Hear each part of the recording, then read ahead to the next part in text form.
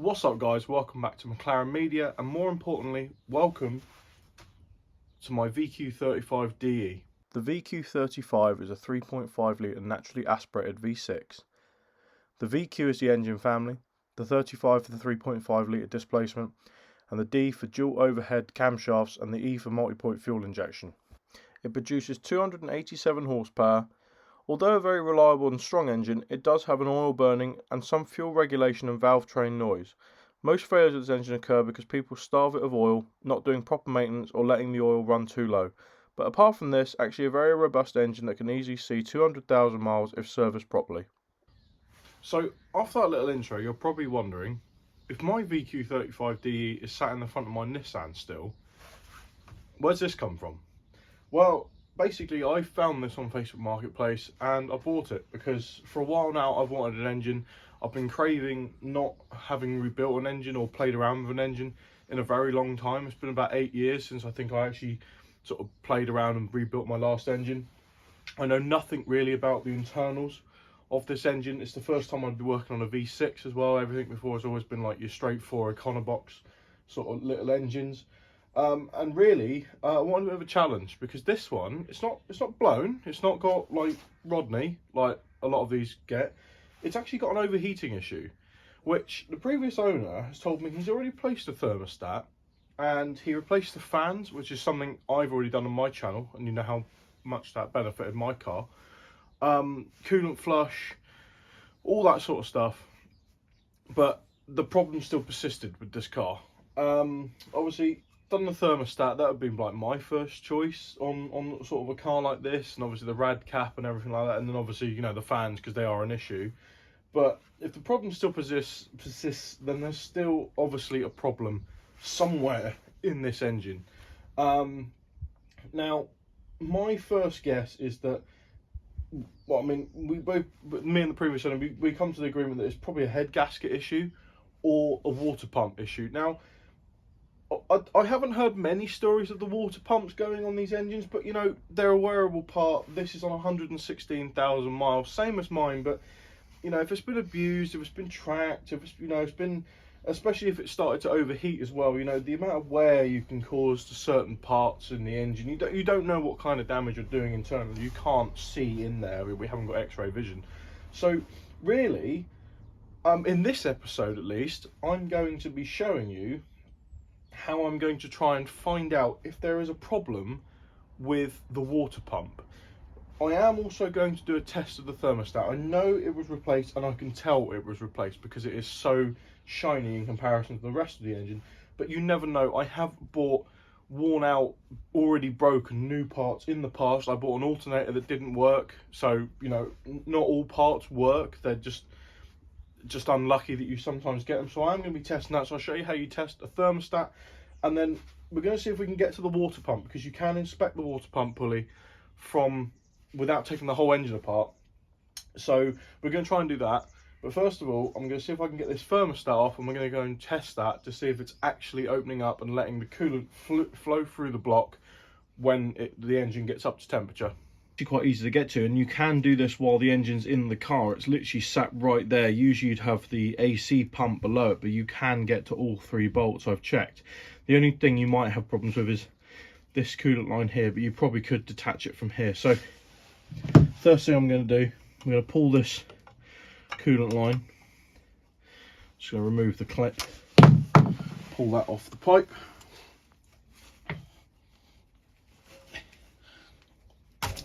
Like so. Just watch obviously for any coolant spillage. Just cut the engine's obviously out of the car.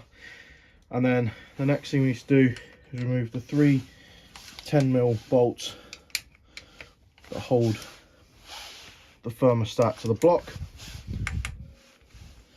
Nice and easy.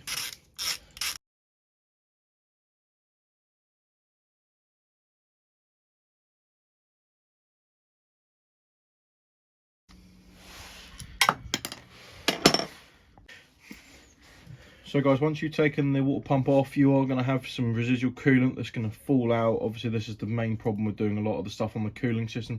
You are going to have to drain all the coolant out. These engines can be a bit of a, you know, an arsehole to bleed, but is what it is. yeah, you're just gonna have a lot of coolant still left in the block, so just be careful when you take this off. And then one last thing, always good rule of practice, put all the hardware back where you got it from. Okay guys, so this is the actual thermostat here, and this is obviously the thermostat housing. If you don't know, basically how the internal combustion engine works, it's basically like a giant kettle, effectively. As the engine warms up to around 90 degrees, I think there's a layer of wax in here which will expand or contract under the heat, whichever way it goes, and will open this this thermostat a certain way, which will allow cooling water from the radiator to pass through the block of the engine as it's running. And basically a lot of sciencey things happen, and I can't really work out how it works in my head, but apparently it does. The water basically transports the heat away, effectively like, you know, a train. As it's going through the block, it's making stops in certain areas of the block and taking the heat that's being generated from the firing of the internal combustion engine away from that firing area and around the block, and then it exits back into the radiator, where it's then cooled via the fans or via you driving through the cooling air. Without these, your engine would simply seize up and overheat, which is why if these fail, it can be catastrophic. So I don't agree with cars that don't have a temperature gauge on all the time. The modern cars that seem to just have a light to tell you that the car's getting too hot.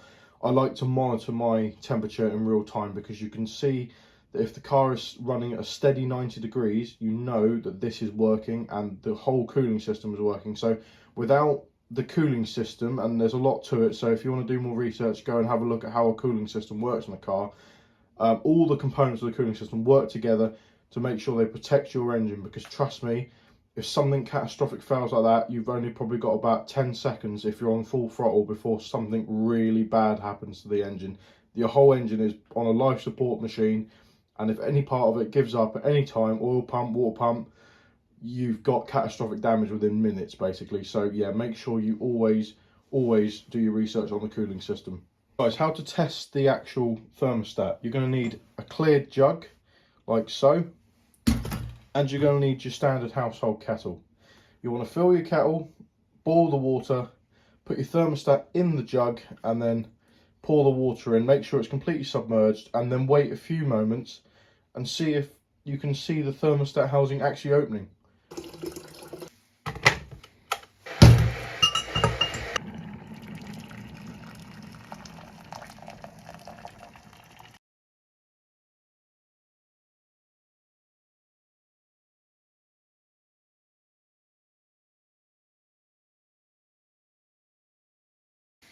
So guys, I'm sure you can see there on the camera, you can see the bubbles escaping from behind the thermostat. There is a tiny gap just there that's appeared. This is creaking, and yeah, you can definitely see that the thermostat is opening. And I hope all of you find that really interesting. If you've never seen this action on the car before, this is the lifeblood of your car. Apart from the oil, this is your secondary sort of lifeblood thing.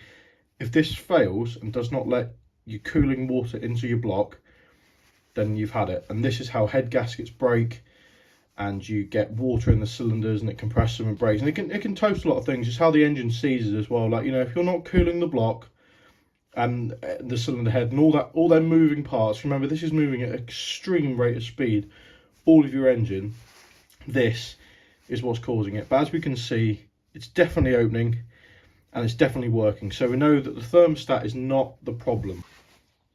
Okay guys, so we checked the thermostat, sorry. That appears to be in working order, but you know, it was brand new, so you'd hope it was in working order, but obviously sometimes you can get you know, broken new parts.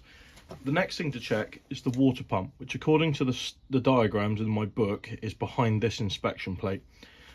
The beauty of this engine is it does have these inspection plates. It's got one here, it's got one there, it's got another one there, and another one there.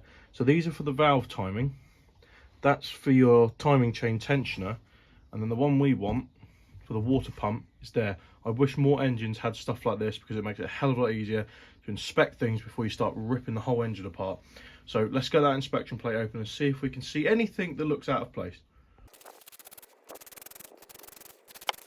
So I've taken all the bolts off now, but obviously there is a sealant around here. I'm just using a small flathead just to see if I can knock it behind the sealant, see if we can get some movement in it. See if we can start pulling it away from the block. I can see it starting to move.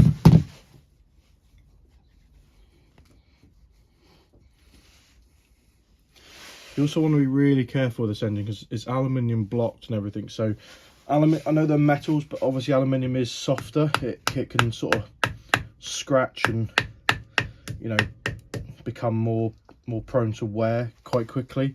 So you need to be really careful that you don't mark any of the surface. Otherwise you won't get a full gas or watertight sealant.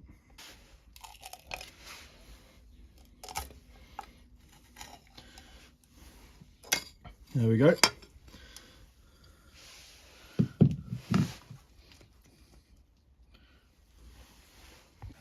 So guys, I know a lot of you on this channel may never have seen one of these before either. This is a water pump.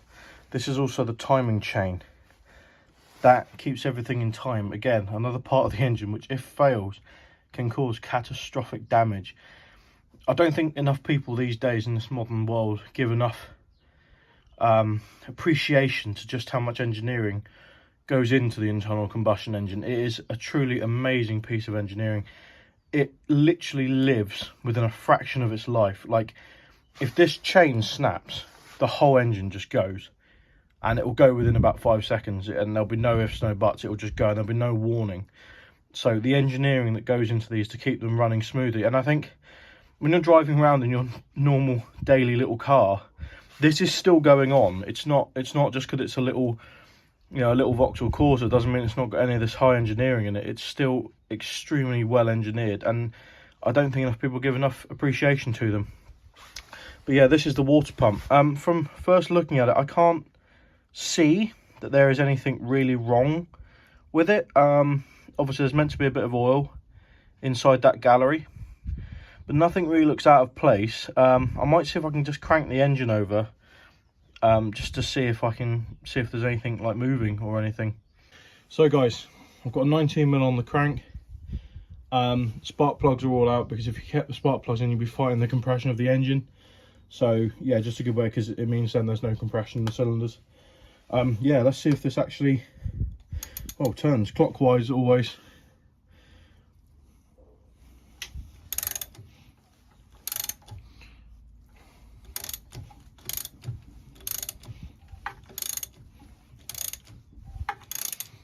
So yeah, as you can see, everything seems to be turning okay. We don't want to do that too many times, because there's no oil pressure and there's only the residual amount of oils left in the cylinders, so you don't want to cause any wear. But it looks like the water pump is fine, to be honest with you. I can't see any leakage. I can't see any signs that there's anything leaking out of the back. But you can never really tell, because if the water's not circulating, then it's just not circulating, is it? But the previous owner did say that he checked that all the pipes felt like they had hot and cold water running through them. It seemed like the water was pumping around the block. The overheating issue seemed to be really intermittent, so unless the water pump's playing up at sometimes and not, I really don't know. But in fairness, it doesn't look that bad in there. It all looks really nice and bronze from the oil. So I'm at a loss, really. So I mean, realistically, I think it's either going to be a head gasket issue, or it was something completely separate from the engine. It might have been a radiator problem or a rad cap problem. You don't know until you really start pulling these things apart. But I bought this engine to pull it apart and learn about it. So what I might do is I might just pull it apart anyway and see what the head gaskets actually look like. So guys, that's it for this video. This is as far as I can go for the time being, with the time I've got. Thermostat has been checked, seems to be working all right. Water pump checked, visual inspection, a little bit of turn on the crank. This obviously won't give you as much information as the car turning its full revolution, you know, up to 6,500 RPM, I believe it is, on these sort of engines. So this will be turning at a rate of knots, so you can't, a few turns on the crank there is not going to do what this is doing at full speed. But yeah, so guys, really, just let me know in the comments or message me on Instagram or whatever on my channels to just see, or I want to hear your opinion on what I should do with this engine. I'm thinking maybe 1,500 wheel horsepower, twin turbo build, massive stroker kit, proper, you know, proper drag spec engine maybe. I don't know what people do with these sort of engines. There's a lot of people out there with drift builds, drag builds, track builds. If anything, I'd like to strip it down, learn about it, turn it into a bit of a track engine maybe, you know, sort of see what you can do with it. Supercharger, twin turbo, forged. There's lots of options with this platform, because it is quite a robust engine, even though it's quite bulky and sort of unnecessarily big, but it's a really good platform to start with. But as always, guys, like I've always said on this channel, please just try stuff like this for yourself. Go and buy a project car, go and buy a project engine, you know, anything. You'd be amazed, the people you meet, the conversations you have, the fun you have. It's better than anything. A lot like this is the main thing that keeps me sane. I don't think people give enough respect to car culture and just how much it helps people with their mental health and just their well-being, and it's someone's passion and they love it. So, you know, like, if you have a passion yourself, you know, you wouldn't want people like, you know, saying bad things about it. So just remember that this is something that can keep people really enjoyment in life, effectively. So if I ever stress anything, go and do it for yourself. Just have a go. It's hilariously good fun. But anyways, guys, this is the end of this video. Probably my last one of this year. I'll see you in the new year. I've got a lot of changes happening in my life. A lot of stuff like this I'm starting to buy, and, you know, investing more in this channel. Now we're almost to 1,000 subscribers. I'm really been appreciative of all the hard work everyone's been putting in to support me on the course of this year into next year. But anyways, guys, I hope you have a really good new year, a really happy Christmas, and I'll see you in the new year, guys. Take care for now. Bye bye.